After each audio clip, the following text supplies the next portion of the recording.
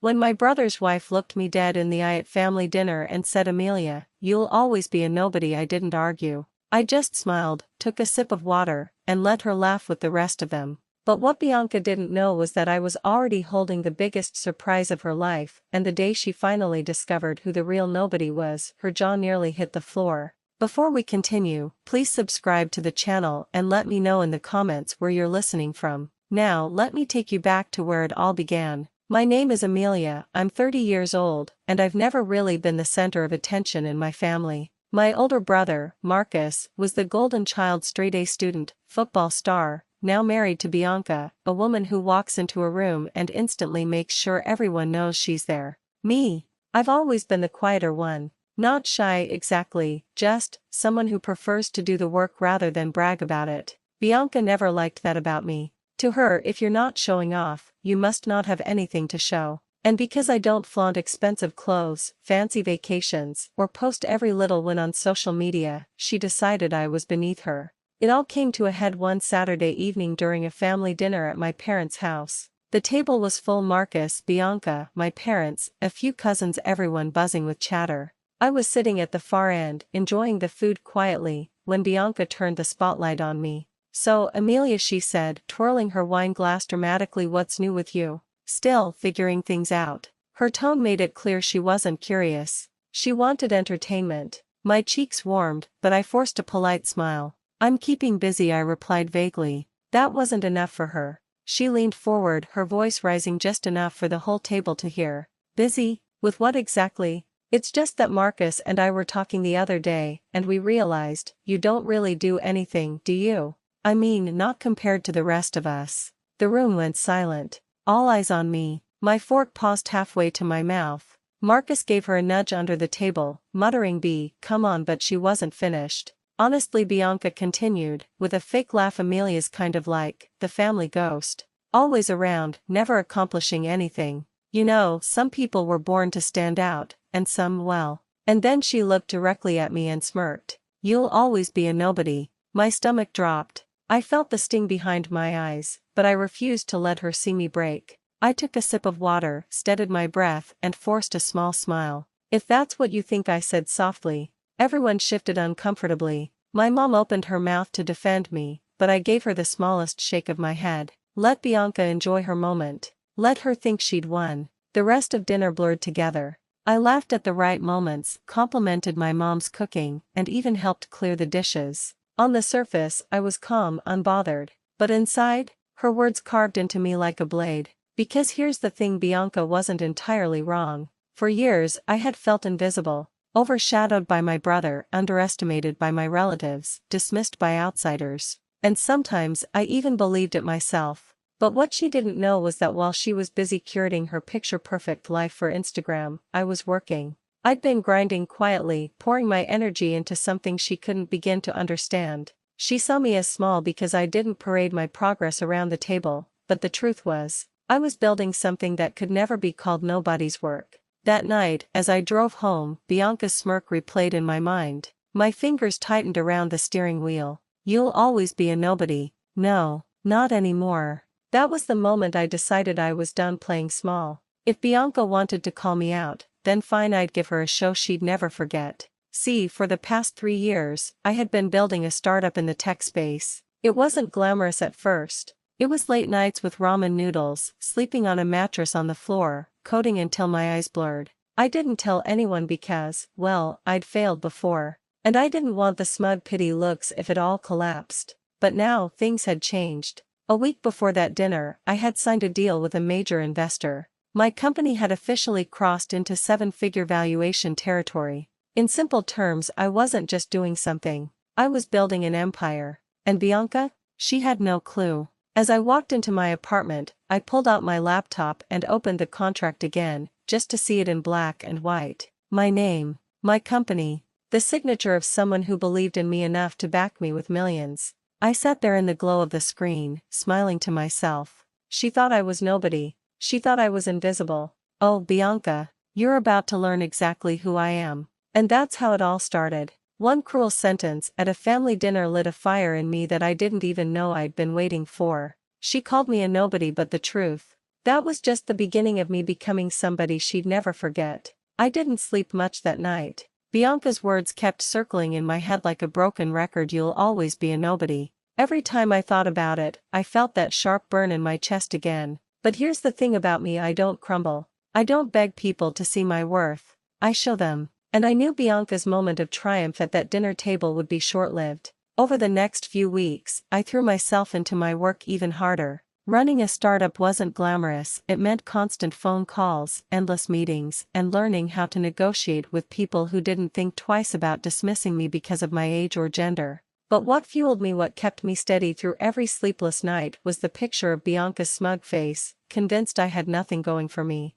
My co-founder, Daniel, often joked, "Amelia, you're like a machine. Do you ever stop?" I'd smile, but inside I thought, no, not until I've proven myself to every last person who doubted me. The truth is, Bianca wasn't my first critic. I'd grown up listening to whispers: Marcus will go far. Amelia, well, she's nice.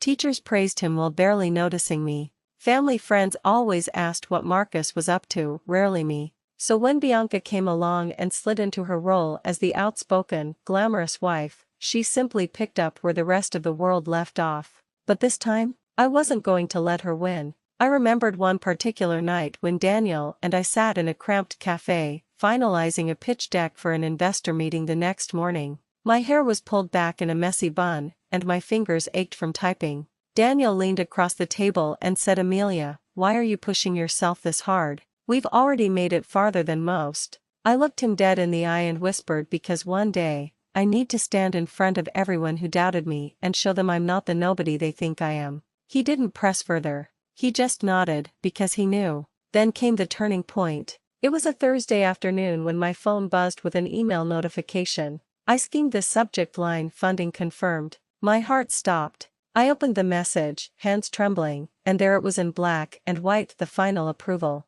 The deal was sealed. My company wasn't just surviving anymore. It was thriving. We had secured a partnership with one of the biggest firms in the country. I sank into my chair, tears welling in my eyes. All the nights I felt invisible, all the moments I'd swallowed humiliation suddenly, they felt worth it. But here's where it got interesting. The announcement of our partnership was scheduled to go public in just 2 weeks, right around the time of my parents' anniversary celebration. A family gathering where Bianca, of course, would be in attendance, likely holding court as usual. I didn't even have to plan my revenge. The timing was perfect. Still, I wanted to make it personal, subtle. A reminder that sometimes the people you dismiss the most are the ones you should have watched out for all along. In the days leading up to the event, I prepared carefully. I picked out a sleek dress, professional, but elegant, nothing flashy, just polished. I had no intention of trying to outshine Bianca on her terms. I would let the truth do that for me. Meanwhile, Bianca continued her parade. On social media, she posted endless photos of shopping sprees, wine tastings, business brunches that were really just excuses to dress up. I avoided her feed most of the time, but one post caught my eye. She'd uploaded a picture of herself at some rooftop lounge with the caption, "Surround yourself with people who matter. Leave the nobodies behind." I laughed out loud. She couldn't have handed me a better setup if she tried. The night of the anniversary celebration arrived, and as expected, Bianca swept into the room in a designer gown, dripping with jewelry, air-kissing relatives as though she were the star of a red carpet event. I walked in quietly, greeting my parents and cousins, blending into the background as usual. Bianca barely acknowledged me, which was fine. She'd see soon enough. Dinner went smoothly until my dad stood up to thank everyone for coming. He was mid-speech when Bianca interrupted, raising her glass high. "Let's also toast to success," she said, her voice loud enough to command the room. "Marcus and I have been working so hard, and I just want to say how proud I am of what we've accomplished." Her eyes flicked to me. It was quick, but I caught at that little spark of satisfaction in putting herself above me yet again. I smiled politely and took a sip of my drink. The fire in my chest burned hotter, but this time, it wasn't pain. It was anticipation.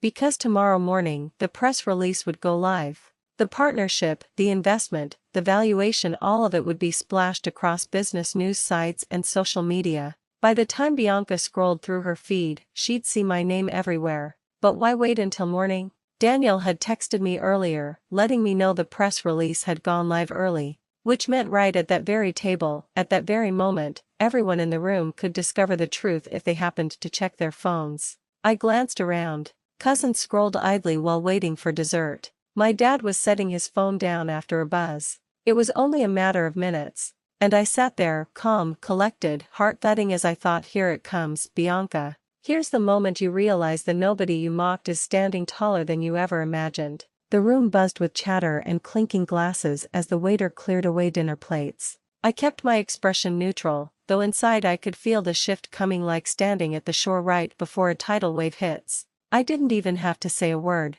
The universe handled it for me. My cousin Olivia was the first to spot it. She had been scrolling through her phone when suddenly her jaw dropped. "Wait a second," she said, her voice cutting through the laughter. "Amelia, is this you?" The room quieted slightly as heads turned. Olivia held up her phone, the glow of the screen reflected in her wide eyes. "You're all over the news." Bianca's smirk faltered for the first time. I tilted my head innocently. "What do you mean?" Olivia shoved the phone toward me, though her voice was loud enough for everyone to hear. "It says here your company just landed a multi-million-dollar partnership with Danton & Co. That's one of the biggest firms in the country." Gasps rippled around the table. My father blinked in shock. "Amelia, is this true?" I smiled softly and gave a small nod. "Yes.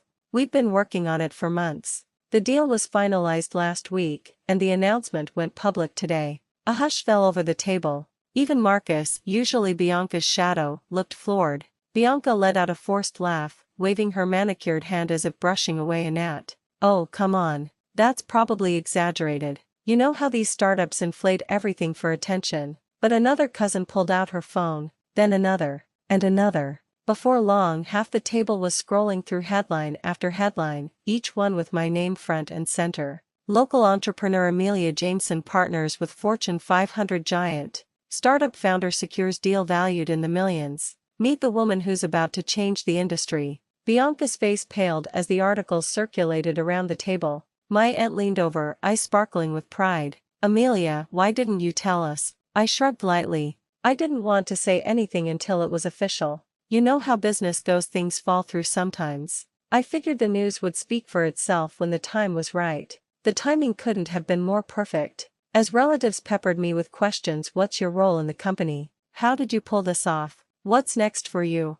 Bianca sat frozen, her fork clutched tightly in her hand. I watched her jaw tighten, her knuckles widening as she struggled to mask her disbelief. Finally, Marcus spoke, his voice thick with surprise. "Amelia, this is incredible. Why didn't you ever mention how big your company had gotten?" I met his eyes calmly. "Because not everyone seemed interested in what I was doing. I thought it was better to just focus on my work and let the results speak for themselves." The implication hung in the air like smoke. Everyone knew exactly who I meant. Bianca shifted in her seat, her perfect smile cracking under the weight of the silence. "Well, good for you, Amelia. Really. But let's be honest, money doesn't make you important. Family does. And Marcus and I are building a family. That's something you wouldn't understand." There it was. Her last weapon, the same one she always wielded. The insinuation that without a husband or children, I was somehow incomplete. I leaned forward slightly, my voice calm but clear.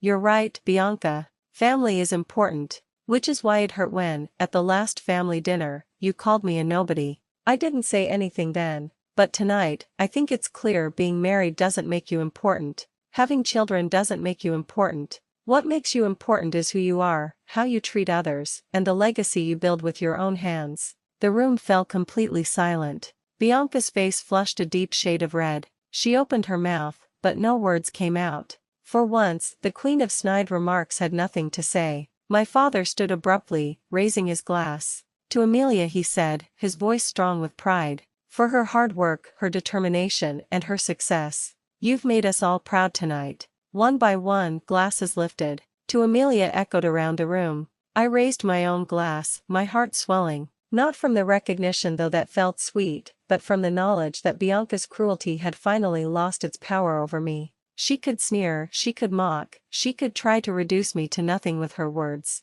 But at the end of the day, the truth was louder than her voice could ever be. And the truth was this: I was never a nobody. I had always been somebody. It just took the right moment for everyone else to see it. Bianca sat stiffly for the rest of the evening, picking at her dessert while relatives buzzed with excitement around me. Every so often I caught her staring, her eyes dark and calculating, as though trying to piece together how she'd lost control of the narrative. But it didn't matter. Her reign over the family dinners was over. By the time I left that night, hugs and congratulations ringing in my ears, I felt lighter than I had in years. As I slipped into my car, I allowed myself one final thought: Bianca wanted me to be invisible, but tonight, I stood in the spotlight and she couldn't do a thing to stop it. And that, dear listeners, is the story of how my brother's wife tried to tear me down and ended up watching me rise higher than she ever imagined. Have you ever had someone in your family try to belittle you or make you feel like you weren't good enough? How did you handle it? Share your experience in the comments below. I'd love to hear your stories. And if you enjoyed mine, don't forget to subscribe to the channel for more. Because sometimes, the sweetest revenge isn't shouting back, it's letting success do the talking.